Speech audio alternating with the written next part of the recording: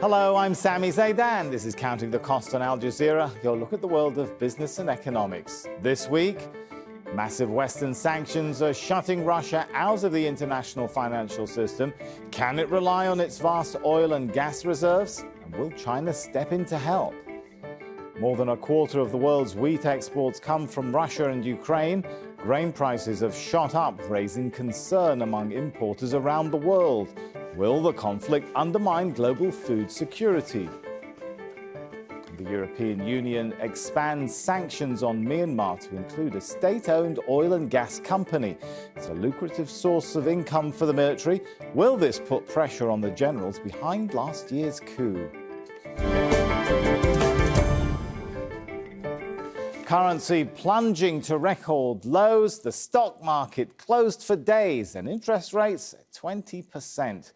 Russia has been reeling under the impact of Western sanctions that exclude some of its banks from the SWIFT payment system and bar the central bank from accessing its huge dollar reserves.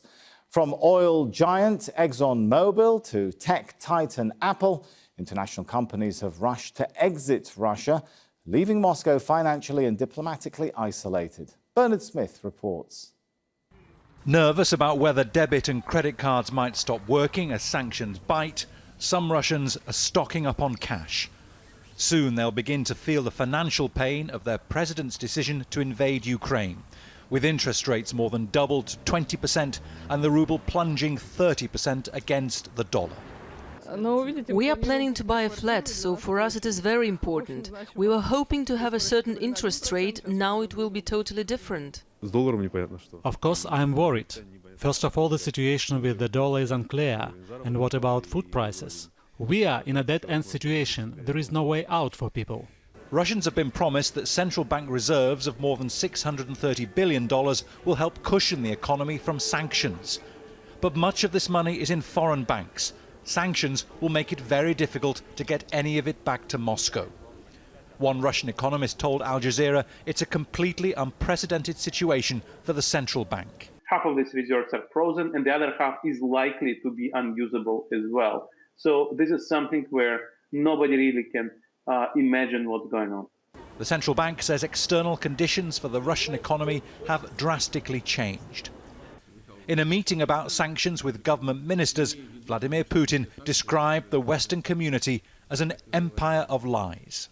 Russia's economy is also taking a hit from Western firms running for the exit. BP, the biggest foreign investor here, is abandoning its stake in oil firm Rosneft. UPS and FedEx have stopped shipping services. Half the passenger jets used here are leased and those contracts are being cancelled. Russia's political, economic and physical isolation from the rest of the world is rapidly gathering pace. Bernard Smith, Al Jazeera, Moscow. Russia says it's prepared for all kinds of sanctions, and it does have some escape hatches centered around energy and China. The country's biggest earner, the oil and gas industry, has been spared. Most of Europe relies on Russia for its energy needs. Another major consumer is its southern neighbor, China. Moscow and Beijing share warm ties, and Russia could move towards Chinese financial initiatives set up to rival the West. They include greater use of the Chinese currency and the cross-border interbank payment system. Russia is also leaning on its significant gold reserves. And another workaround could be greater use of cryptocurrency. Now, from the city of Groningen in the Netherlands, I'm joined by Francesco Giumelli. Francesco is Deputy Head of Department and Associate Professor of International Relations at the University of Groningen. Good to have you with us. So, interestingly, the West has not put sanctions so far on Russian oil and gas. How serious are the sanctions without that component? Sanctions without that component have been unprecedentedly very serious. Only 1 week ago, or slightly before the military operation started, very few would have considered that imposing sanctions on the reserves of the central bank were actually a serious option. So many people would have said, listen, until you touch the energy and the gas sector, or the oil and gas sector, then very likely the impact is not going to be feasible. But with the amount of relevance of the reserves from the central bank and the number of banks that have been also put under the scrutiny, and because these are cumulative effects, the number of people that have been targeted by the sanctions for freeze of assets from the United States, the United Kingdom, and the European Union, combined with all the effort of the international community to try to close the loopholes for possible sanctions evasion, then the impact is nevertheless very serious. All right. And what's happening now is that possibly the sanctions from the central bank are going way beyond what the energy sector could have done. There's also been this swift ban on Russian banks. Some analysts have said that when a country, looking back at other examples, when a country has had a swift ban put in place, it can lose up to 30% of its foreign trade.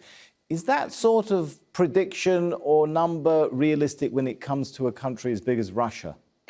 It is realistic, but it wouldn't be only because of the SWIFT. That is an important thing to clarify. SWIFT is only a messaging system. So it does not allow for payments. It makes payments faster. It makes payments and the communication, bank to bank, much cheaper, very secure and fast. But it doesn't make the payment in itself. What's going on now? It is on the SWIFT, which is a short-term cost and disruption of the system. There is also a number of listing of all the banks. The freeze of payments from all the banks. That is what makes the sanctions much more tangible. And indeed, we're likely to see something that goes beyond 30% if this continues in this way. The question is how the adjustment beyond 30%, Francesco. That's a surprising number. Yes, because again, this is cumulative effect. This wouldn't be only SWIFT. It would be SWIFT and the reserves of the central bank. Right. What happens with the reserves being frozen is that the ruble loses value. And if the ruble loses value, then anything that Russia was importing becomes extremely more expensive. And of course, there is then a trickle-down effect and cumulative effect of all these measures altogether. All right, so a quick follow-up on that, because you mentioned the central bank sanctions. Are they going to be able to manage the ruble? We've already seen it take a plunge after the first day of the invasion of Ukraine. This is something that also I think and many of us thought was not going to be done precisely because of the magnitude. Now, this is also something that Russia and the Central Bank of Russia have been preparing for. So, for instance, the exposure to the dollar went down from 40% to 15% in only a few years, which means that this was something that they were preparing for, as much as the increase in the reliance on the renminbi, so the Chinese currency. That is very, very important as well. What we have seen also is a number of measures, something that we had not predicted. For instance, since the energy market is still open for trade, what Russia has done has asked or forced companies having revenues from the sale of energy to invest those resources in buying rubles substantially. So they're asking the private sector to substitute for the role of the central bank. All right, let's look on the other hand, the other side of this question. Russia has been obviously preparing for this. It's reduced its reliance over the years on foreign debt. It's increased its domestic production of food. You know, to what extent can it at least manage the situation because of the measures it has taken? In the short term, there are measures that have been taken, and they seem to be, trying to cope with the emergency and the seriousness of the impact of sanctions. Potentially, we can also say that a country can survive independently from the rest. The case here is North Korea. They can live with very little foreign trade, but at the same time, the cost is very high. So it's not too much to know whether Russia will survive. Russia is a large country with lots of, as you mentioned, also internal resources. Is at what cost will they want to survive under these conditions, and what kind of toll they will take in the medium and the long term? And that is very interesting to know. I mean, Russia, for as much as we want to think that we can create what now has been called Fortress Russia, an economy, if it wants to grow at this stage in history, is always very interdependent from others. So imagining Russia surviving at this level without being interconnected with the rest of the world is utopia. All right, I'm glad you mentioned with the rest of the world, because that prompts us to talk about China. To what extent can China make up for the loss of Western markets? To what extent can some of its systems, its currency payment systems, make up for the loss of SWIFT and so on?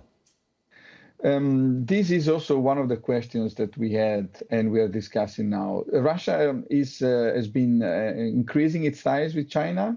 Again, as I've already mentioned, the reserves, they went up to 12% from zero virtually in 2017 only.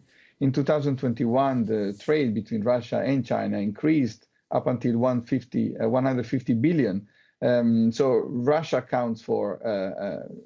China accounts for an important part of Russia's trade. The question is whether China is willing to sacrifice everything else, because China is more important to Russia than the other way around. Russia counts only for 3-5% of Chinese trade. So now with the situation that we've been seeing, any support from the Chinese state or Chinese companies might be seen very negative from the rest of the world, especially from the US, the European Union, and the United Kingdom.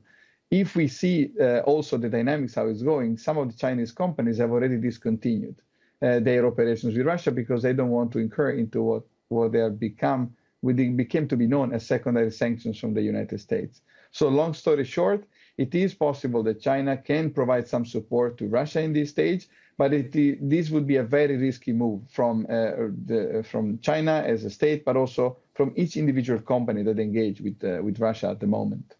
All right, thanks so much for your analysis. It's been great talking to you, Francesco. Thank you very much for having me on the show. The invasion of Ukraine is helping push wheat prices to their highest levels in more than a decade. Russia and Ukraine together produce more than a quarter of the world's wheat exports. More than half of the foodstuffs used by the UN's World Food Programme comes from Ukraine. Priyanka Gupta explains. This fertile black soil is known in Ukraine as Chernozem. It's made the country the breadbasket of Europe. 32 million hectares of land is cultivated every year, an area larger than Italy. Foodstuffs from corn and sunflower oil to wheat are shipped from Ukraine and Russia around the world. Most of those exports are transported through the Black Sea. But the ports are now closed, and wheat prices have jumped to a 14-year high. Ukraine is the third largest wheat or corn exporter in the world and the fifth largest wheat exporter. And their wheat especially goes to a lot of lower and middle income countries around the world, and especially in the Middle East. Half of Ukraine's wheat exports have been going to the Middle East and North Africa. And governments in the region could struggle to provide subsidized bread to their people. Egypt, the world's biggest importer of wheat, relies on Russia and Ukraine for 85% of its imports. War-torn Yemen gets about 40% of its supplies from Russia and Ukraine, while Lebanon counts on Ukraine for most of what it needs. Lebanon's storage facilities were lost in the 2020 Beirut port blast, when grain silos were destroyed. Now it's rushing to find alternatives to Ukrainian wheat. If the situation escalates and the wheat market is halted, we have enough for about a month's worth of wheat stored in the mills. And after that, we have no reserves. So it's important that we take this direction seriously. Subsidized bread has been a crucial tool for governments across the Middle East to satisfy their people. Rising food prices have previously caused riots and revolutions and influenced the 2011 Arab Spring. And now, buyers from Asia to Africa and the Middle East are scrambling to reduce their reliance on Russia and Ukraine for grain. Priyanka Gupta for Counting the Cost. Well, joining me from London is Charlie Robertson. Charlie is the Global Chief Economist at Renaissance Capital. Thanks for being with us today, Charlie. So wheat prices have gone up since the Russian invasion of Ukraine. Do you think they're going to go up as much as 50% as some are predicting? Well, it's possible, because what we have now is not just the fact that there is going to be no exports through Ukraine's ports. in the short term. But we've also got the question about how do you ensure the transportation of any grain coming out of Russia and Ukraine, given the sanctions?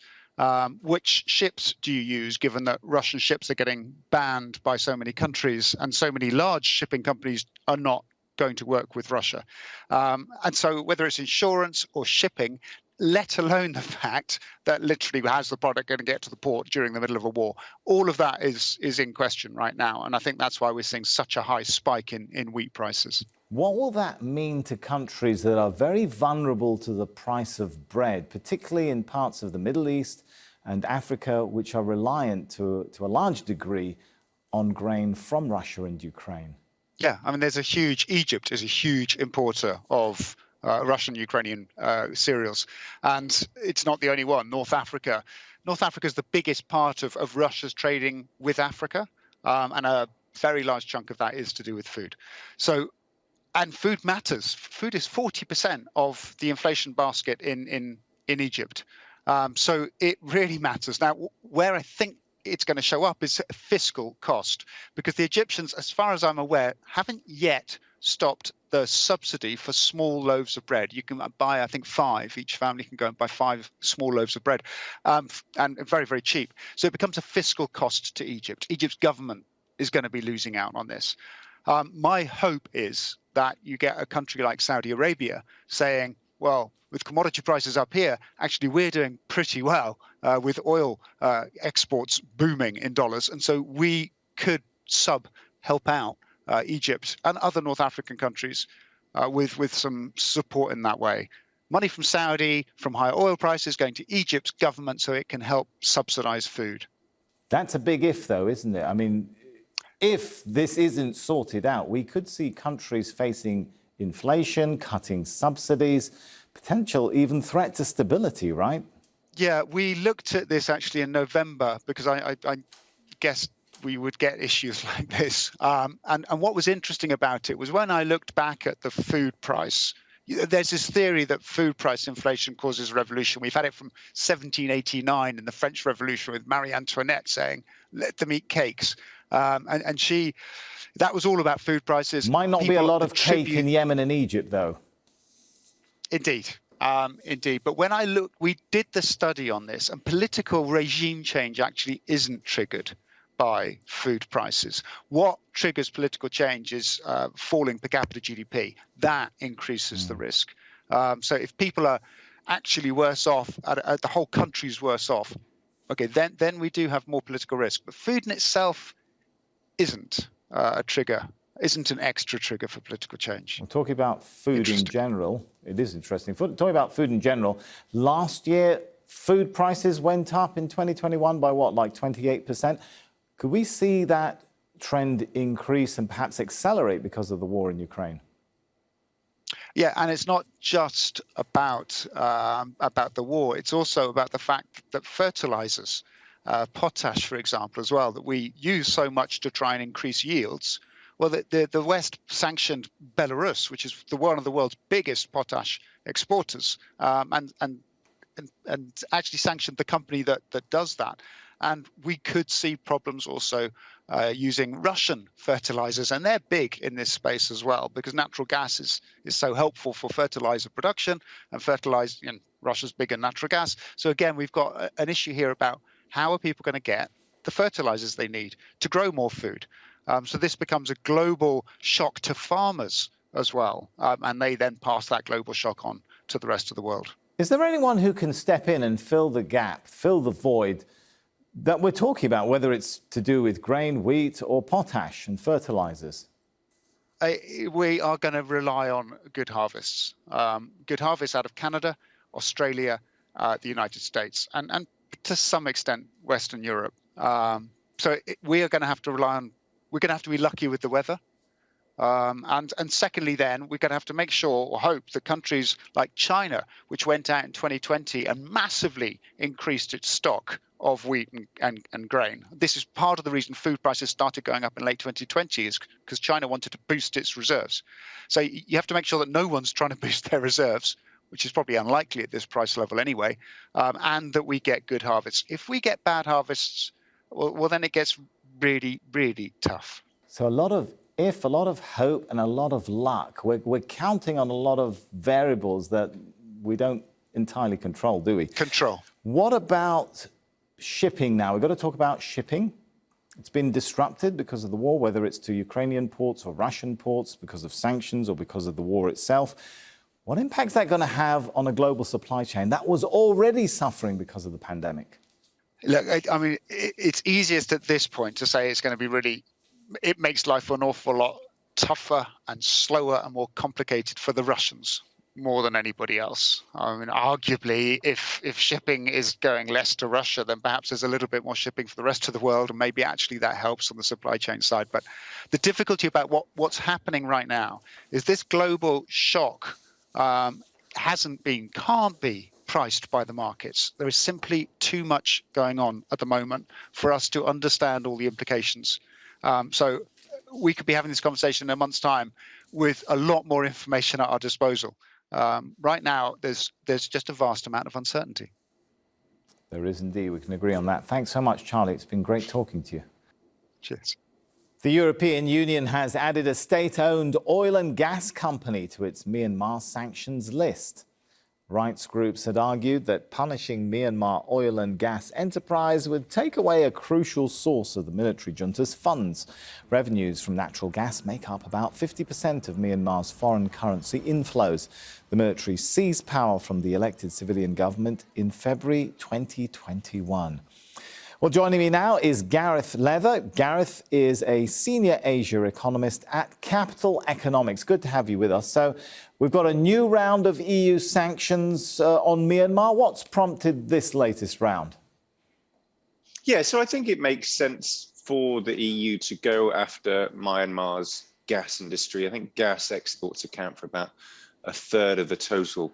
And the sanctions probably will have some impact. I think that the issue with Myanmar and is also for the EU and US, if they want to try and kind of clamp down on try and improve human rights as a country, they don't have as much leverage as Myanmar's Asian neighbors. So China and Taiwan, they're by far the biggest source of investment, the biggest market for its exports. And so unless you get those two countries on board, it's unlikely that these sanctions are going to have much of an impact. Because I think what will probably happen is instead of selling the gas to a European company, they'll sell it to an Asian one instead.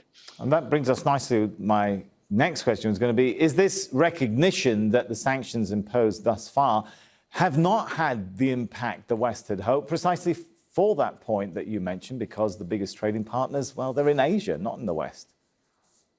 Yeah, I think so. So it makes sense when you're introducing sanctions to kind of ratchet up the pressure gradually. So they introduced some sanctions, long after the military coup a year ago. They obviously didn't have the desired effect. That human rights abuses in the country have got worse. So it makes sense to increase the pressure on them. But unless the US and EU were really prepared to go kind of full-scale Russia-style sanctions in terms of cutting any companies that dealt with Myanmar off the US financial system, for example, then they're going to have limited effects, certainly on the kind of big macro economy. They could have certain effects on, certain politicians who are sanctioned. But I think that the overall impact on the economy probably won't be that significant. Which brings us to the point of the US. Do you think the US will follow suit? It hasn't even imposed sanctions on oil and gas right now, has it? Well, I think for starters, their attention is probably elsewhere at the moment, given events in Ukraine and Russia and how important that is. But I suspect that, certainly the EU move increases pressure on the US for the US to do something to follow suit. So I wouldn't be surprised to see some moves from the US over the next couple of months. But as I said, events or kind of attention is very much elsewhere at the moment. We've also got Western oil companies like Total and Chevron announcing their withdrawal. What impact might that have, especially when it comes to technological issues? Yeah, I think they could have some impact. So these companies, they've invested quite a lot of funds and resources into the sector, and they were hoping that the sanctions that have been introduced and the pressure from the West would make a difference. Obviously, they've come to the conclusion now that they have no other choice but to exit the country. Again, it's likely that their operations in Myanmar will be taken over by either a Thai or a Chinese or other Asian. All right, thanks so much, Gareth. Good talking to you. Okay, bye-bye. Thank you. And that's our show for this week. But remember, you can get in touch with us via Twitter. Use the hashtag AJCTC when you do. Or drop us an email. countingthecost@aljazeera.net is our address. There's more for you online at aljazeera.com/CTC. That'll take you straight to our page, which has individual reports, links, and entire episodes for you to catch up on. That's it for this edition of Counting the Cost. I'm Sami Zaidan. From the whole team here, thanks for joining us. The news on Al Jazeera is next.